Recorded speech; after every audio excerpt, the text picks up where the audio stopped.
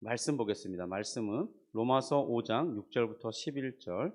우리가 아직 연약할 때에 기약대로 그리스도께서 경건하지 않은 자를 위하여 죽으셨도다. 의인을 위하여 죽는 자가 쉽지 않고 선인을 위하여 용감히 죽는 자가 혹 있거니와 우리가 아직 죄인 되었을 때에 그리스도께서 우리를 위하여 죽으심으로 하나님께서 우리에 대한 자기의 사랑을 확증하셨느니라. 그러면 이제 우리가 그의 피로 말미암아 의롭다 하심을 받았으니 더욱 그로 말미암아 진노하심에서 구원을 받을 것이니 곧 우리가 원수 되었을 때에 그의 아들의 죽으심으로 말미암아 하나님과 화목하게 되었은즉 화목하게 된 자로서는 더욱 그의 살아나심으로 말미암아 구원을 받을 것이니라.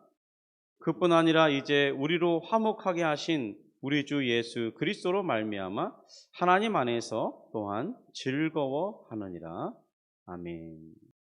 우리는 칭의로 말미암아 구원이 얼마나 확실한가를 사도 바울의 로마서 5장을 통해서 강력하게 강조해 주고 있습니다. 지난주부터 우리 5장을 살펴보기 시작하고 있는데요.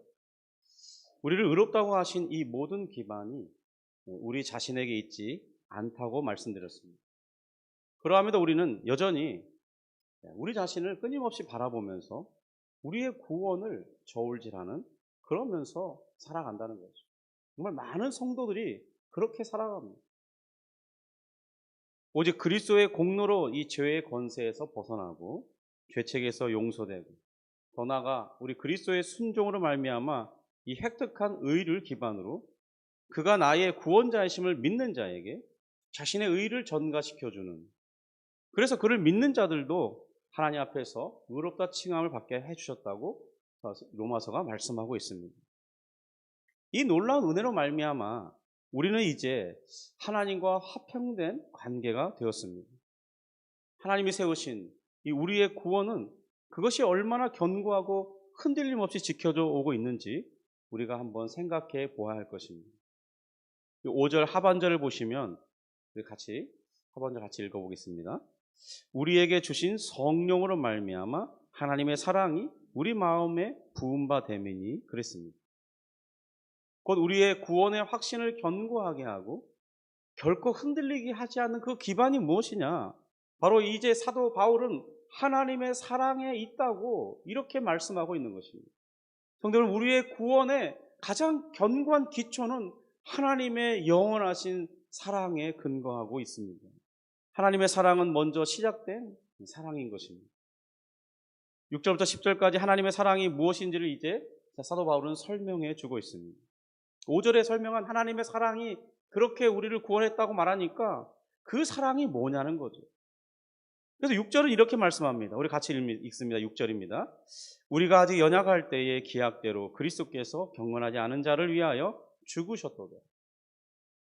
사실 이 말씀은 지금까지 우리가 살펴보고 있는 이 로마서에서 이미 여러 번 반복되어 언급되고 있는 말씀입니다.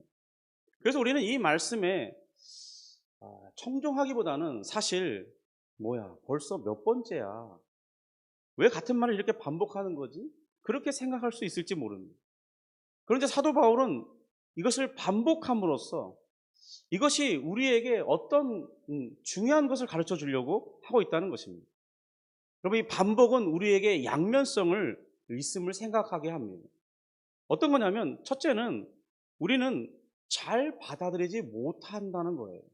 하나님의 은혜를 한번 설명하면 넙죽넙죽 받아서 그렇습니다, 의심 없이 그렇게 살면 좋은데 잘 그러지 못한다는 거예요.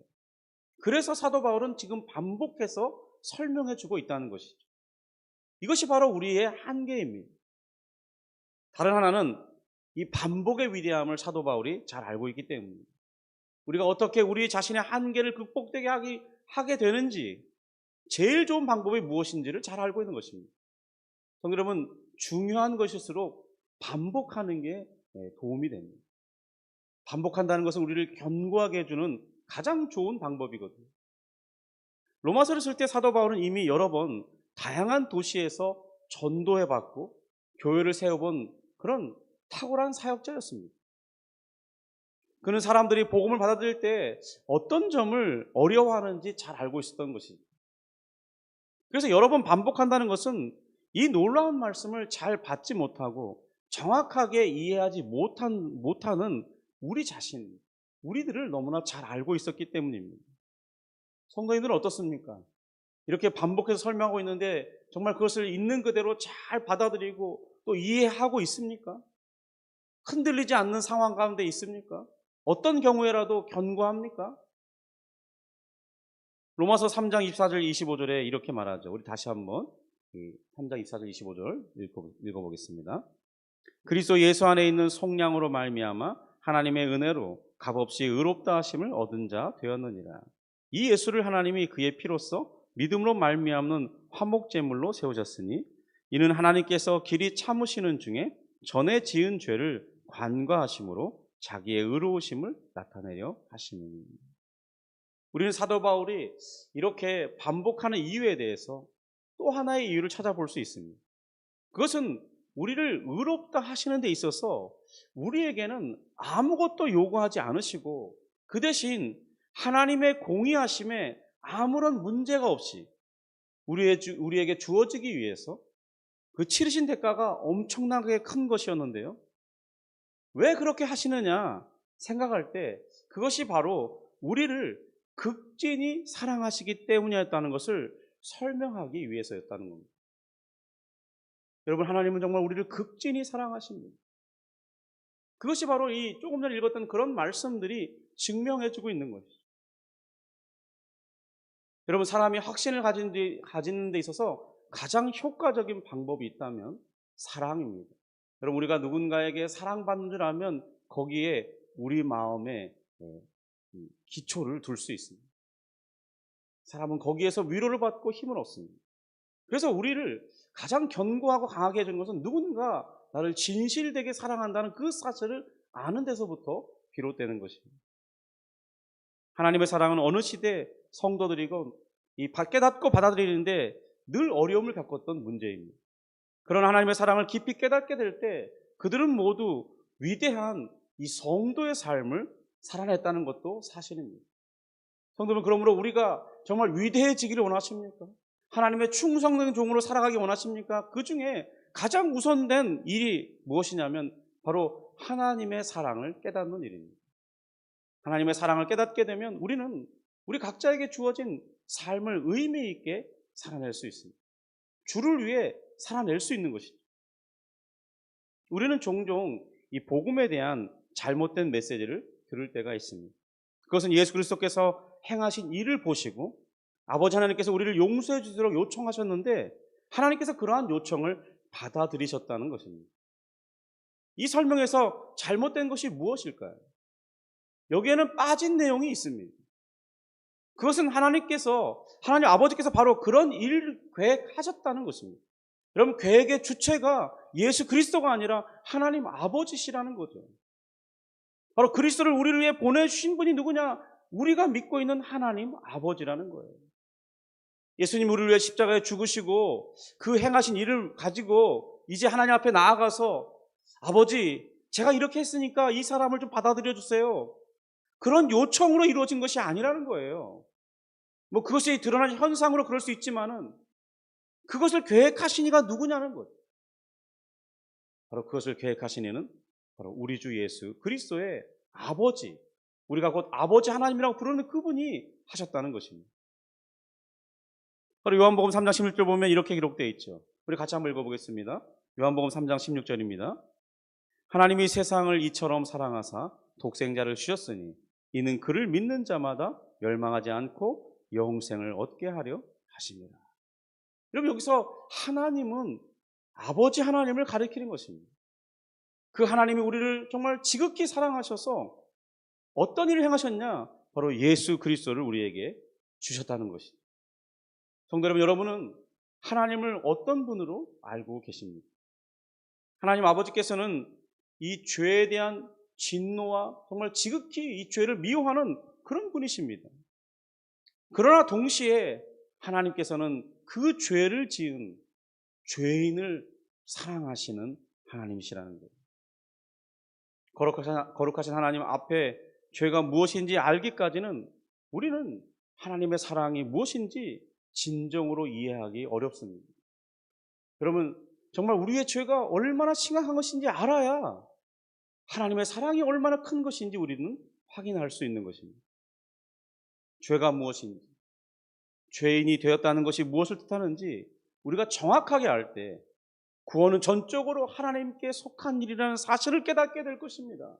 여러분, 우리가 자꾸 왜 구원에 동참하려 하는지 알아요?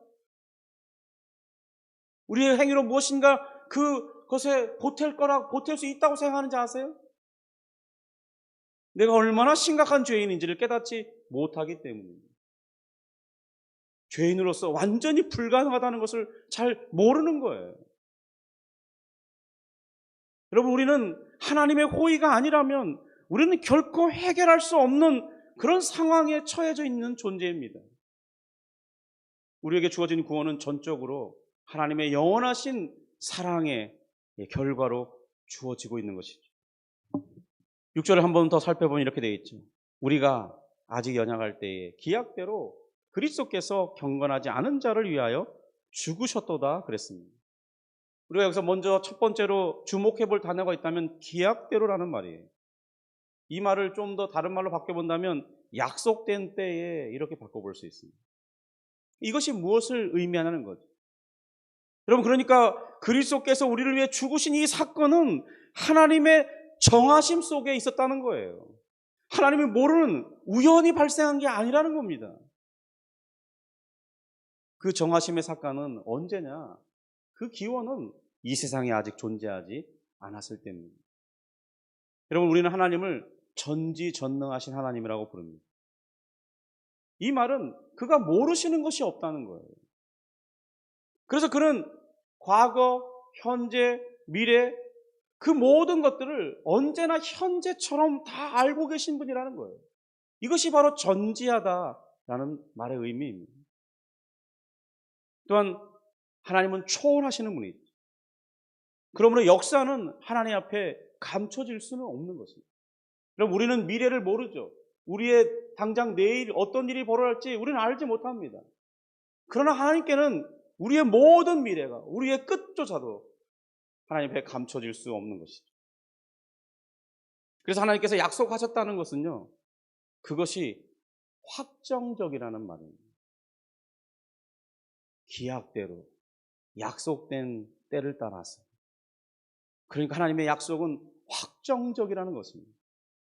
이미 하나님의 구속산에서 확실하고 분명하게 정해져 있다는 거예요. 여러분, 그 내용이 무엇입니까? 죄인인 우리를 하나님이 사랑하셨다는 것이잖아요. 바로 이것을 생각할 때 하나님께서 우리를 구원하시기 위해 여러 가지 방법 중에 하나를 고르기 위해서 고심하는 과정이 없었다는 것을 뜻하는 것입니다.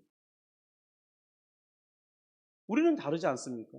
우리는 여러 가지 어떤 선택의 경우를 생각해 봐요. 그래서 그 중에 어떤 것이 좋을지 고심하면서 신중하게 결정해야 하는 그런 과정을 거쳐야 됩니다. 그렇지 않으면 우리는 실패하거나 또 다시 실수하거나 그것을 반복하기 때문이죠. 우리는 우리의 경험을 통해서 잘 알고 있습니다. 우리의 이 과거와 현재의 어떤 선택이 우리의 미래를 어떻게 이끌어갈지 우리는 잘 알지 못하죠. 그래서 우리는 어떤 일을 선택할 때 신중할 수밖에 없어요. 아, 이래야 되나? 저래야 되나? 계속해서 고민할 수밖에 없죠. 그런데 하나님께는 그럴 일이 없다는 겁니다. 왜냐하면 하나님은 이 세상의 시작과 끝이 하나님께서 정하고 계시기 때문에 그 모든 것을 다 알고 계세요. 그러므로 우리의 구원을 위해서 하나님은 어떤 고민도 할 필요가 없는 분이라는 것입니다. 한번 정하시면 그대로 진행하시는 분이 우리가 믿고 있는 하나님이시라는 거예요. 또한 우리가 믿고 있는 그 하나님은 선하신 하나님이십니다. 그가 생각하고 결정하는 모든 것이 다 선해요. 그러므로 그가 우리를 구원하시기로 하셨다면 그 선택은 선한 것이라는 거죠. 그리고 그가 어떤 방식을 통해서 우리를 구원하실지를 구상하시고 실행하셨다면 그 모든 것 또한 선하다는 것을 우리는 생각할 수 있다는 거예요. 그렇게 나타내진 구원이 참으로 놀라운 것입니다. 우리는 우리의 방식을 따라서 하나님의 사랑을 생각해서는 안 됩니다. 그럼 우리는 자꾸 우리처럼 하나님을 생각해요. 그래서 하나님을 깊이 있게 이해하는데 제한이 생기는 것입니다. 여러분은 하나님처럼 우리 자신처럼 하나님의 사랑을 생각해서는 안 됩니다. 왜 그런 것이겠습니까? 우리가 하는 사랑이라는 것은 너무나 쉽게 변하는 거예요. 감정에 따라 이랬다 저랬다 합니다. 여러분, 어제 다르고 오늘 달라요. 아침과 저녁이 다릅니다. 우리의 감정은 늘 요동치죠.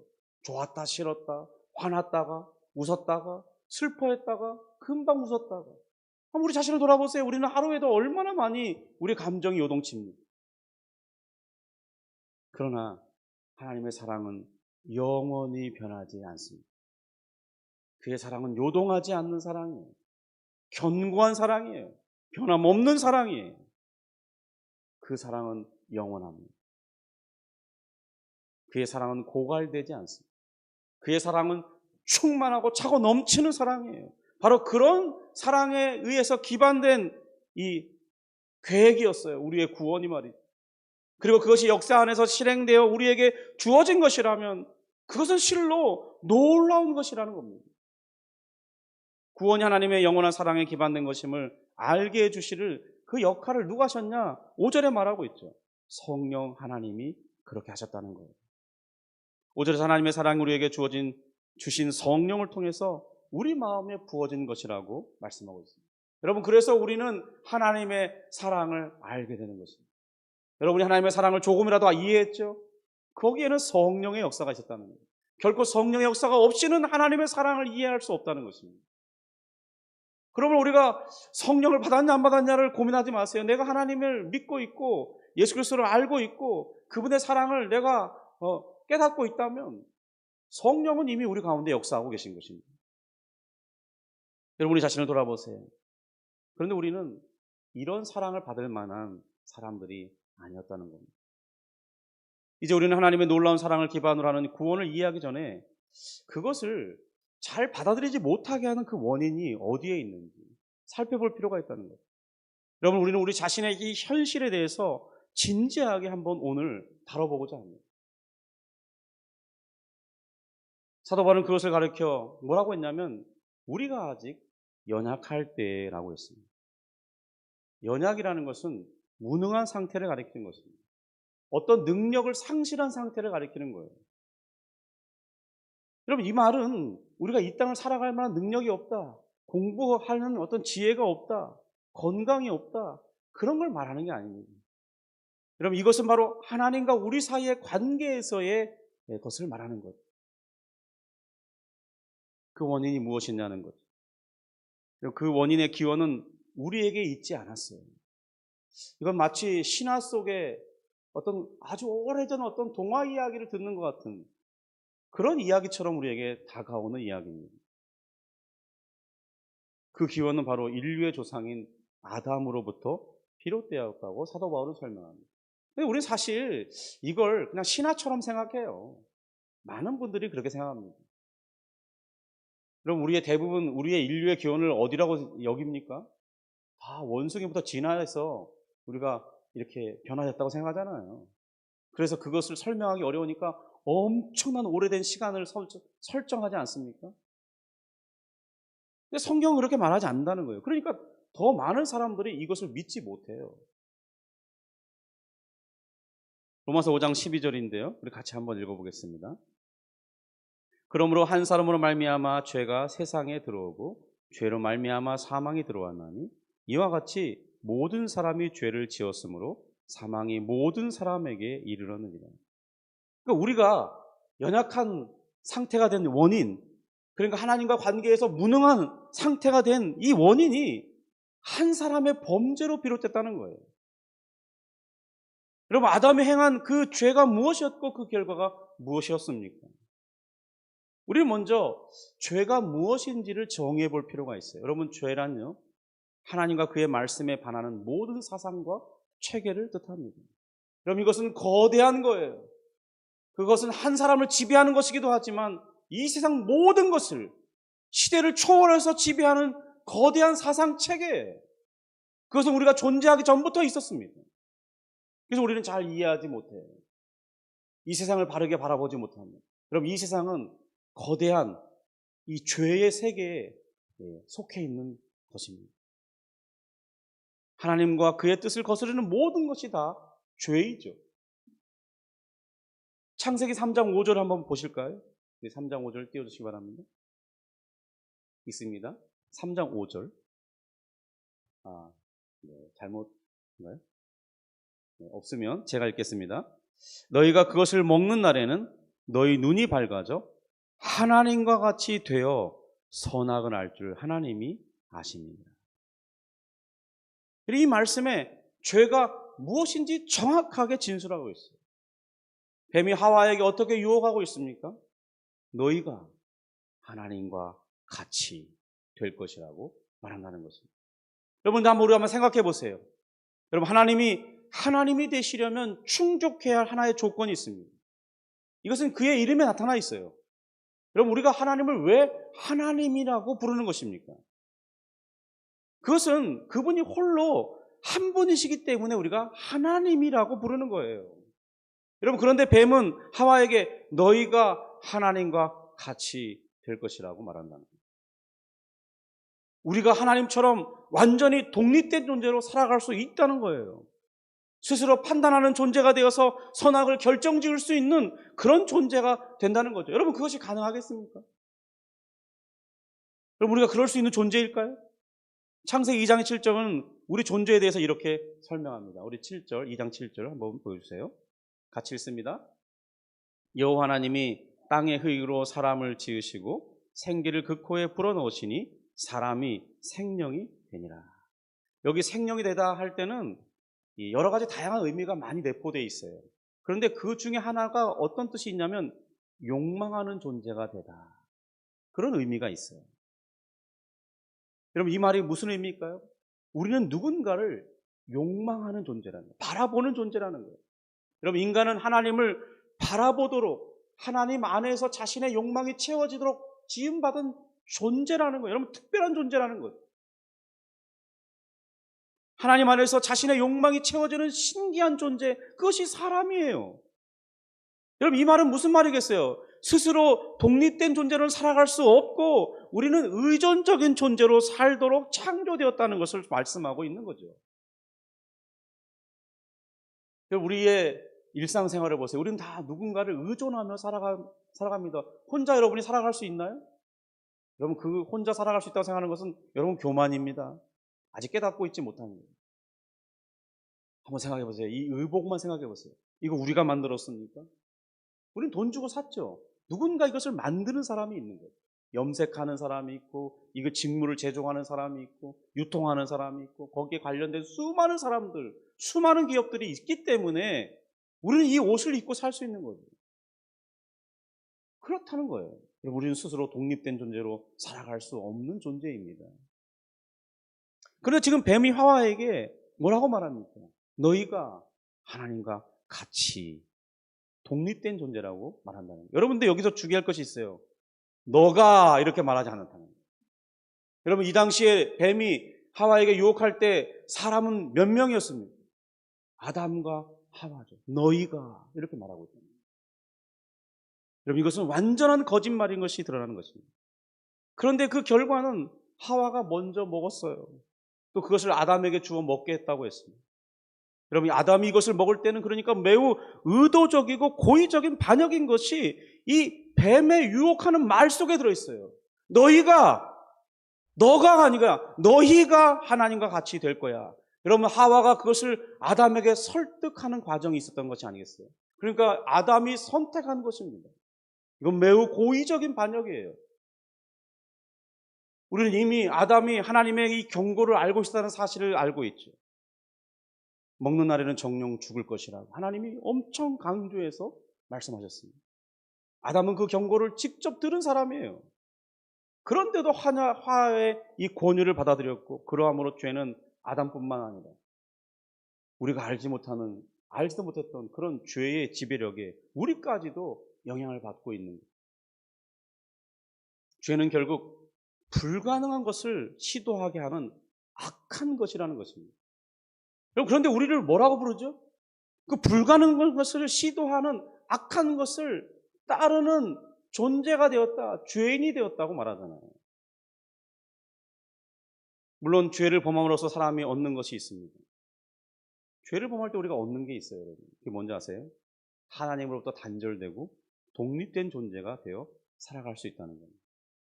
그런데 이것은 결코 좋은 것이 아니에요.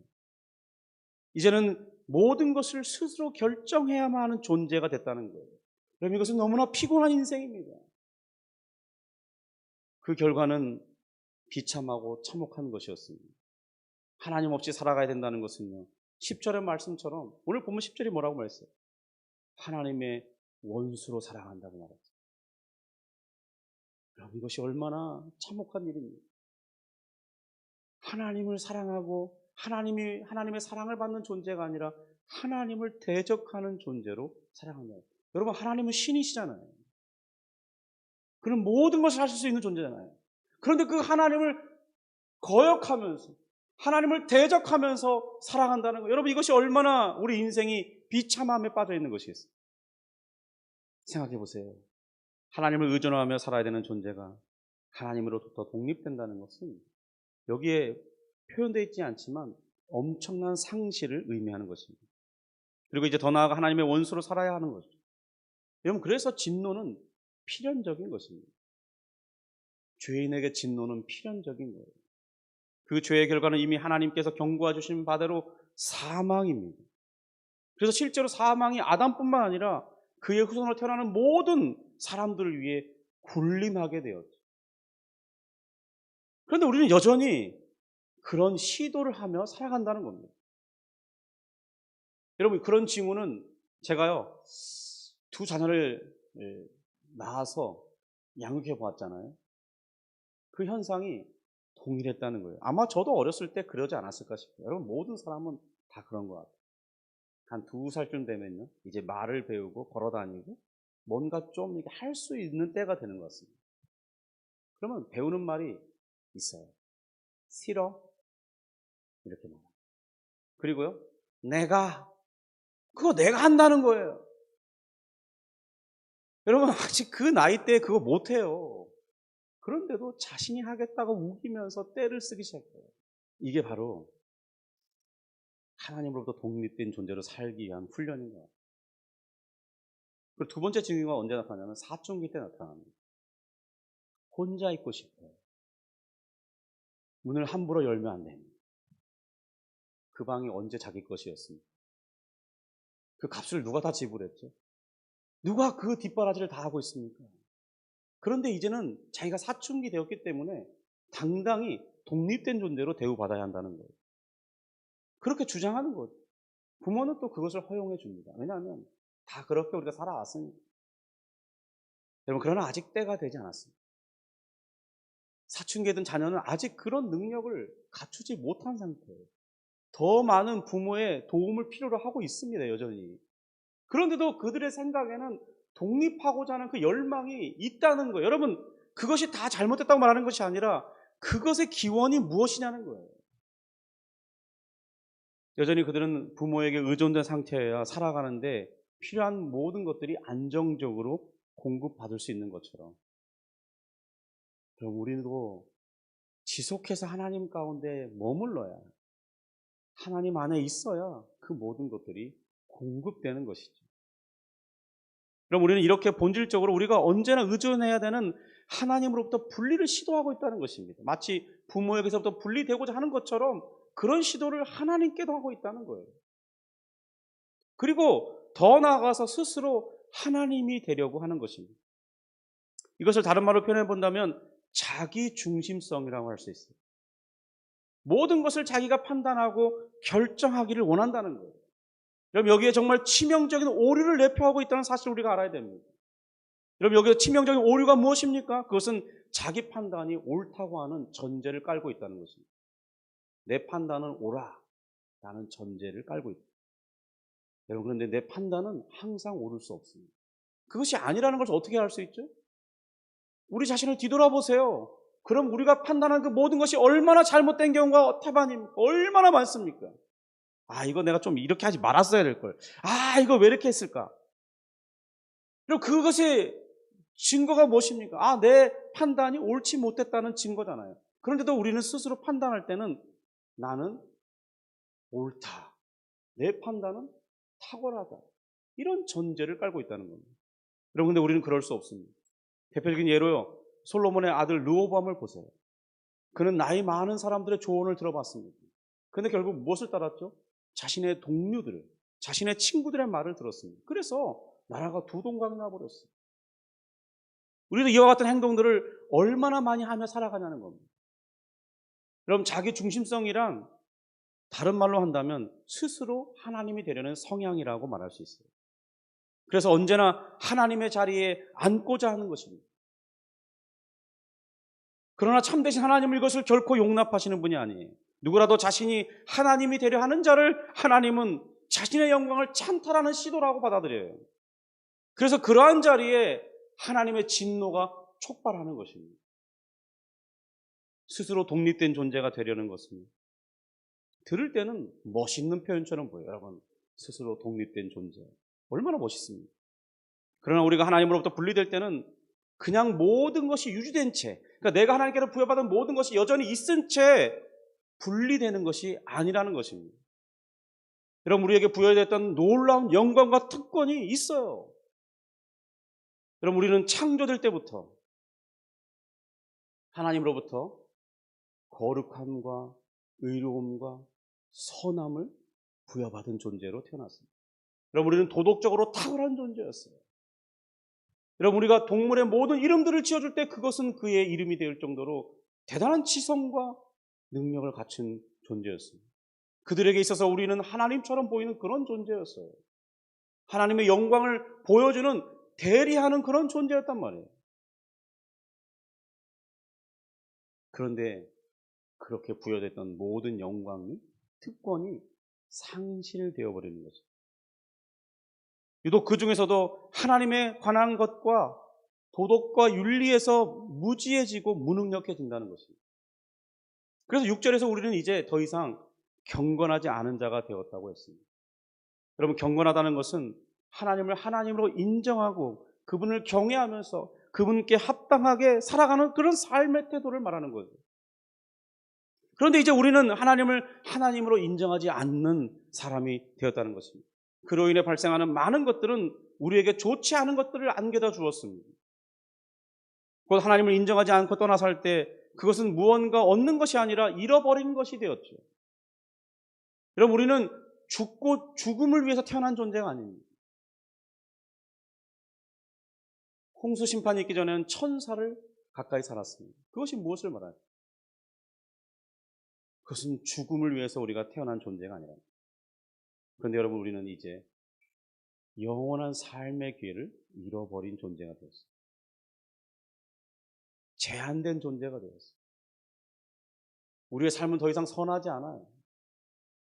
여러분, 이것이 우리를 비참으로 이끌어가는 것입니다.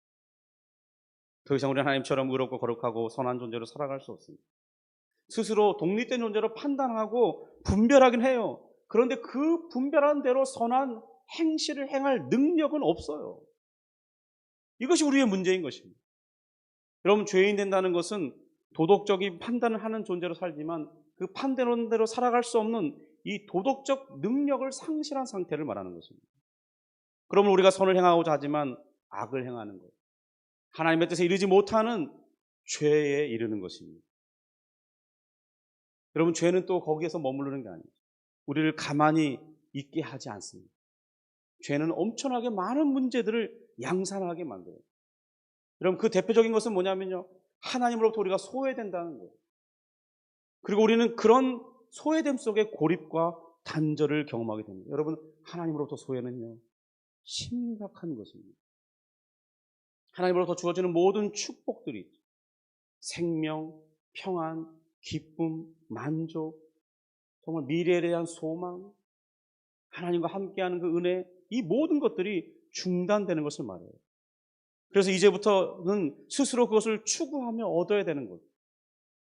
근데 사실 이런 것들은 하나님이 아니면 얻을 수 없는 것들입니다. 물론 우리가 그렇다고 하나님께서 일반 은총까지 다 이렇게 거두하신 건 아니에요. 여러분, 그래서 우리가 살아갈 수 있는 것입니다. 여러분, 이 땅에 여전히 심는 법칙이 있어요. 심는 자가 거둡니다. 그런 은혜가 존재해요. 또 여전히 우리가 이 땅을 살아갈 때 필요한 것들이 공급되는 그런 다양한 것들을 허락해 주시죠. 그러나 결코 할 수 없는 것들은 뭐냐면 하나님으로부터 주어지는 직접적인 것들은 받아 누릴 수 없다는 것입니다. 여러분, 그래서 사람들이 취하는 것은 뭐냐면요, 이제 하나님을 모방하는 모조품들을 대리하여 만족을 추구합니다. 그 대표적인 것이 바로 우상입니다. 수많은 종교들입니다. 뿐만 아니라 인간의 욕심은 한이 없죠. 그래서 이 남이 풍족하게 사는 것을 그냥 두고 보지 못해요. 여러분, 우리가 가진 모든 것들을 서로 나누며 살면 여전히 이 80억의 인구가 먹고 살기에 충분하다고 말합니다. 여러분들 실제로 그렇지 못하죠. 어떤 나라의 수많은 사람들은 기아 속에서 먹지 못해서 죽어가고 있지 않습니까? 그래서 우리는 그런 나누는 것을 싫어하는 존재가 됐어요. 그리고 그것이 마땅하다고 생각하며 살아가죠. 아, 내가 수고하고 내가 노력했는데 왜 다른 사람과 나누라는 거야? 이거 내 건데? 여러분, 이것이 얼마나 이기적인 존재인지 한번 되돌아보세요. 여러분, 내가 번 그 모든 것이 다 나의 노력으로 얻은 것입니까? 여긴 보이지 않는 수많은 사람들의 헌신과 희생이 기반되어서 내게 돌려주는 것이죠. 또 있는 사람들은 그 있는 것에 더 많은 것을 더하고 싶어서 이제는 남의 것을 강제로 빼앗기까지 합니다. 여러분, 지금 일어나고 있는 이 전쟁의 양상을 한번 생각해 보세요. 여러분, 그것이 얼마나 심각한 것입니까? 요즘에는 그것이 얼마나 잔악해졌습니까? 비행기에서 한번 떨어뜨리면 엄청난 면적이 그냥 초토화돼 버리잖아요. 거기에 들어있는 모든 사람들은 그냥 다 생명을 잃잖아요. 삶의 기반들이 그냥 다 풍지박살나잖아요. 그럼 이것이 얼마나 심각한 것입니까? 근데 우리는 무감각해요. 그런데도 멈추지 않잖아요. 힘의 논리에 의해서 빼앗잖아요. 그럼 이게 얼마나 잔인한 일입니까? 여러분, 그뿐만이 아닙니다. 죄는요, 고립과 단절을 가져온다고 하는 것. 이 소외는요, 아픔을 유발하는 것입니다. 깊은 고독을 불러와요. 외로움을 가지고 상처를 불러옵니다. 죄는 또한 무지를 만들어 옵니다. 그 무지한 중에 어떻게 이 무지가 나타나냐면 자기 자신만을 생각하는 방향으로 나타납니다. 그래서 내가 의도하지 않아도요, 내가 나 중심적으로 살게 되면 상대방에게 상처를 입히게 돼요. 그것이 고통을 안겨다 주는 것입니다. 칼빈과 루터는 죄인을 이해할 때 자기 안으로 구부러진 존재라고 했습니다. 이것은 하나님과 이웃으로 향해야 하는 그 마음이 오로지 자기 자신에게만 쏠려 있는, 그래서 자신이 우상이 되고 자신이 하나님 노릇을 하는 그런 상태를 말하고 있습니다. 우리는 이렇게 다 안으로 굽어진 존재예요. 그래서 이런 상태의 사람들이 부딪히면 필연적으로 갈등과 대립은 피할 수 없는 거죠. 아까도 설명드렸지만 하나님은 홀로 존재하시는 분이십니다. 그런데 여러분, 우리가 하나님이 되려고 한다는 것, 우리 스스로 독립하려고 한다는 것, 여러분, 그 시도가 무엇을 말하는 것입니까? 그러니까 우리 주변에 또 다른 하나님으로 자처하는 그런 존재를 대적하는 존재가 된다는 거예요. 그것이 하나님이 되려는 시도입니다. 자신의 외에 하나님이 있으면 안 돼요. 이 특성이 그래요. 그래서 우리는 그런 속에서 살아가는 거예요. 그래서 늘 우리 속에, 여러분, 꼭 큰 것에만 그런 게 아니에요. 우리 사이끼리도 그런 갈등과 대립이 끊임없이 존재하면서 우리는 그런 것을 경험하며 살아가는 것이죠. 여러분, 지금 제가 죄가 불러오는 구체적인 것들을 다 설명한 것도 아니에요. 그 설명하려면 너무나 많은 시간이 걸려요. 그런데 우리는 그 누구도 피할 수 없는 이 죄를 범하며 살아간다는 것이죠. 죄는 이기적인 것이죠. 그래서 내가 죄를 행할 때는 필연적으로 누군가에게, 내가 죄를 행하잖아요. 그럼 필연적으로 누군가에게 어려움과 아픔을 가져다 준다는 것을 생각할 수 있어야 돼요.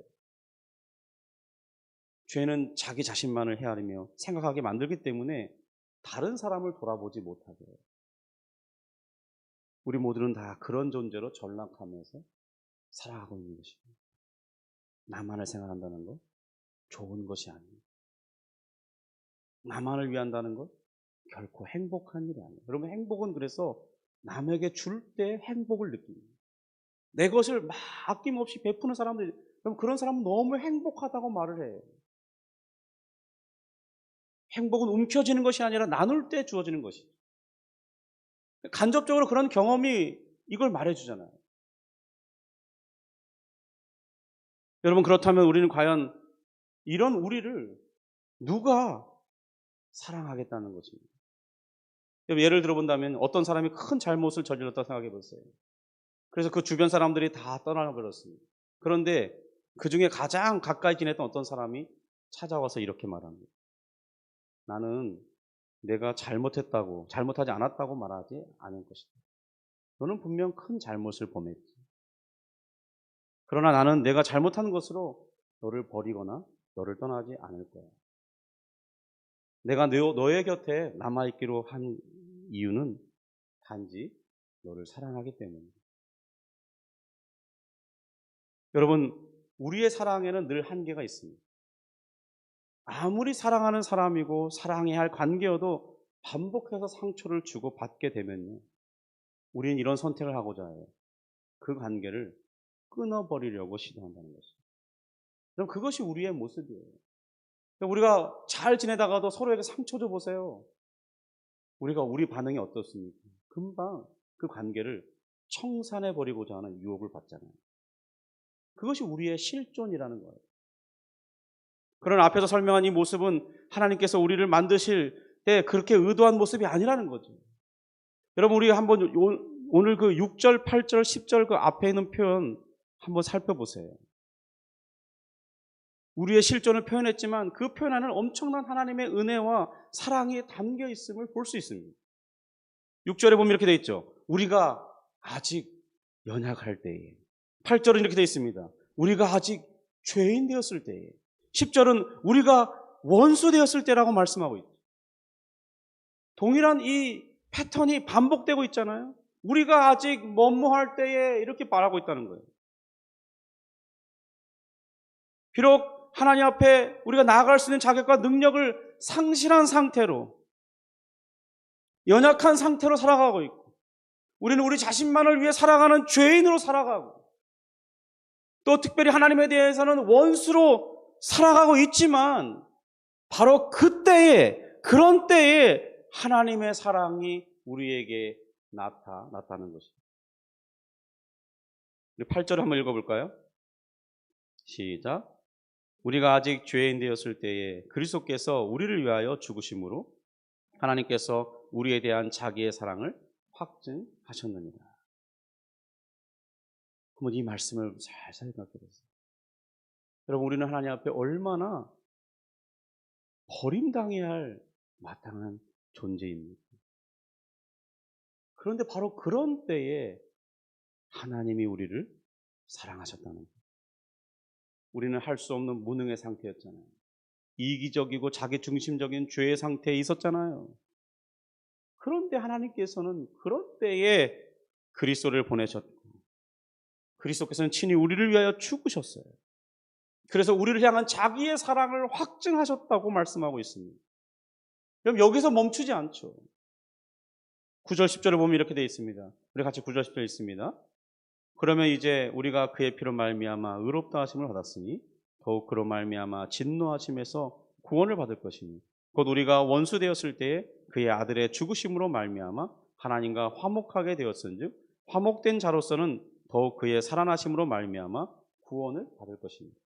우리를 의롭게 하시고 원수이던 우리를 아들의 죽음으로써 적대적인 관계를 청산하시고 이제 더 나아가 하나님과 화목된 관계가 되게 하셨다는 것입니다. 그리고 그리스도의 죽음 가운데 머물러 있지 않고 그가 부활하심으로써 이제 우리는 확실하게 이 구원의 완성이 이를 것이라는 것을 주님의 부활하심이 확증해 주고 있다는 것입니다. 성도 여러분, 이것이 바로 우리가 하나님께로부터 받고 있는 사랑입니다. 우리의 죄는 주님의 십자가에서 모두 도말되었습니다. 그리고 우리는 하나님의 자녀로 받아들여졌습니다. 그래서 이제는 그의 영광을 바라고 즐거워하며 살도록 부름을 받았죠. 성도 여러분, 그러므로 우리는 먼저 이런 하나님의 사랑을 믿어야 하겠습니다. 사랑받을 자격이 있어서 사랑을 받은 것이 아니에요. 의롭기 때문에 우리가 사랑받는 것도 아니었죠. 우리가 먼저 하나님을 찾는 이유로 사랑의 대상이 된 것도 아니었습니다. 우리가 아직 연약한 그때, 우리가 아직 죄인이었을 그때에, 우리가 하나님의 원수였던 그때에 우리는 하나님의 놀라운 사랑을 받은 것입니다. 그러므로 구원의 확신이 나 자신이 아닌 오직 그리스도께 두면서 더 이상 흔들림 없이 견고한 우리가 되기를 원합니다. 여러분, 우리는 이런 놀라운 사랑을 받은 존재입니다. 그래서 우리도 이제 그 사랑을 받은 자로서 사랑하는 사람으로 살아가는 것이 필요합니다. 여러분, 근데 우리 잠시 우리 자신 한번 돌아보세요. 우리는 얼마나 용서하는데 인색한 삶을 살아가고 있습니다. 내가 힘들고 아프다고 우리는 화해의 악수를 외면하면서 살아갑니다. 계속해서 상처를 주고 살아가고 절대로 용서해주지 않습니다. 여러분, 그렇다면 우리가 정말로 그리스도의 사랑을 받은 것이 맞는 것일까요? 하나님 아버지와 그리스도의 사랑은 그 정도도 용납하지 못하도록 우리를 그렇게 변화시켜내지 못하는 그런 정도의 능력 없는 사랑이라는 것입니다. 우리가 다른 사람을 용서하고 사랑해 주어야 할 이유가 어디에 있습니까? 그럼 우리가 하나님께 더 사랑받기 위해서 그렇게 하는 게 아니에요. 우리는 이미 죄인이고 하나님의 원수였을 그때에 용서받고 사랑받았기 때문입니다. 하나님의 놀라운 사랑을 받은 우리는 과연 오늘 무엇을 할 수 있겠습니까? 여러분, 이것은 대단히 저 북한에 있는 김정은을 사랑하고 용서하고 그러라는 말이 아니에요. 오늘 우리가 삶을 살아가는 가운데 만나게 되는 그런 가까운 사람들, 그런 사람들 행하는 많은 잘못들이 있죠. 그것이 나에게 아픔을 가져다 줄 수도 있습니다. 그것 언제까지 용서해 주지 않고 내가 품고 살아가야겠어요. 여러분, 용서하지 못할 때는요, 용서받을 사람이 힘든 게 아니라 용서하지 못하는 사람이 힘들어요. 왜냐하면 끝까지 그를 미워해야 되거든요. 여러분, 이것이 너무나 지옥 같은 삶이에요. 빨리 용서해버리는 것이 나를 자유케 하는 놀라운 비결이 담겨져 있습니다. 우리가 그리스도의 사랑을 받은 자로서, 하나님 아버지의 놀라운 사랑을 받은 자로서 누군가를 용서해주는 그런 삶으로써 우리도 행복하고 용서받는 자도 행복할 수 있는, 그래서 우리가 하나님의 나라를 이루어가는 그런 복된 백성으로 살아갈 수 있기를 주님의 이름으로 축복합니다. 기도하겠습니다. 하나님 아버지, 감사합니다. 하나님, 우리는 받을 수 없는 사랑을 받은 그런 사람들입니다. 우리가 죄인이었을 때, 우리가 무능할 때, 우리가 하나님의 원수로 살아갈 그때에 하나님께서는 우리를 사랑하셨고 그 사랑의 증거로 예수 그리스도를 내어주셨습니다. 하나님, 우리가 이 놀라운 사랑을 받았는데 우리는 여전히 그 사랑받은 자로서 기뻐하지 못합니다. 그 사랑을 받은 자로서 우리도 받은 사랑을 우리 주변에 우리가 만나는 사람들에게 흘려보내지 못하고 살 때가 너무나 많습니다. 주님, 이러한 모든 죄까지도 용서해 주시고 우리의 정말 그 용납하지 못하는 연약한 것도 불쌍히 여겨주시고 주여 용기와 담대함을 주시고 하나님의 더 크신 사랑으로 우리를 감싸 안아주셨어요. 주여, 우리도 깨닫고 용서를 실천하는 그런 사람들이 되게 하여 주옵소서. 그래서 하나님의 사랑이 참되다는 것도, 하나님의 사랑에 능력이 있다는 것도, 하나님의 사랑이 우리를 변화시키기에 충분하다는 것을 우리 삶이 드러내고 하나님께 영광을 돌리며 우린 또한 기뻐하고 자유한 가운데 살아갈 수 있도록 은혜를 베풀어 주옵소서. 예수님의 이름으로 기도합니다. 아멘.